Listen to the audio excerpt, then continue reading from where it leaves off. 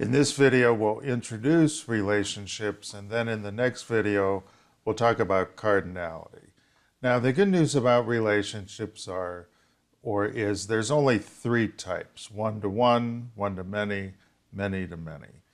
The bad news is it's a little bit tricky to understand, so you've got to work through some examples to really understand it. But once you know it, it's very, very powerful.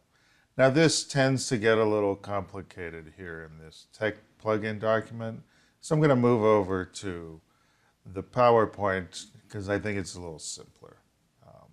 So what is a relationship? A relationship is an association between entities, or more specifically between instances of one entity to another. In other words, entities interact with each other. Customer places orders, an item has shipments, student enrolls in classes, a faculty member teaches classes, you get the idea. But it's the instances of the entities that are interacting with each other. Whenever that occurs, you have a relationship. And these are very natural. These happen all the time, and we definitely want to document them.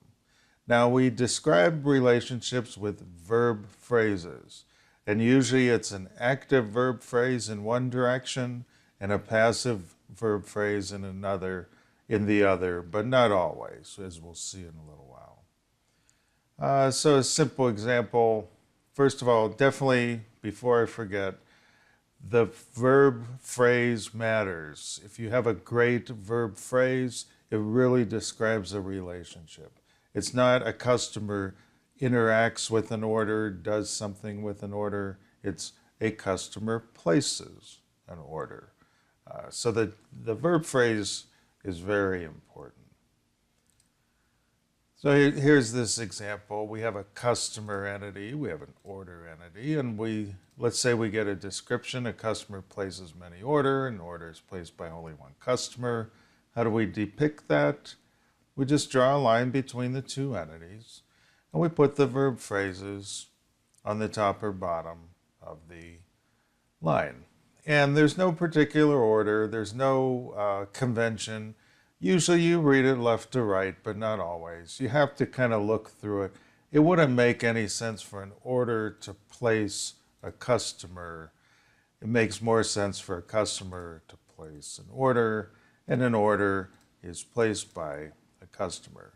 But if you move this down here and this down up here, it still reads the same way. You have to read the context into the verb phrases.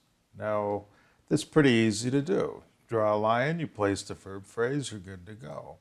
But it gets very powerful because now you see we can read this ERD and we see that a supplier sends shipments. And a shipment is sent by a supplier.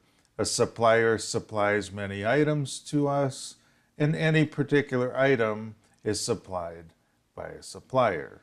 So we'll learn more about what these strange-looking symbols mean on the next video. That's called cardinality.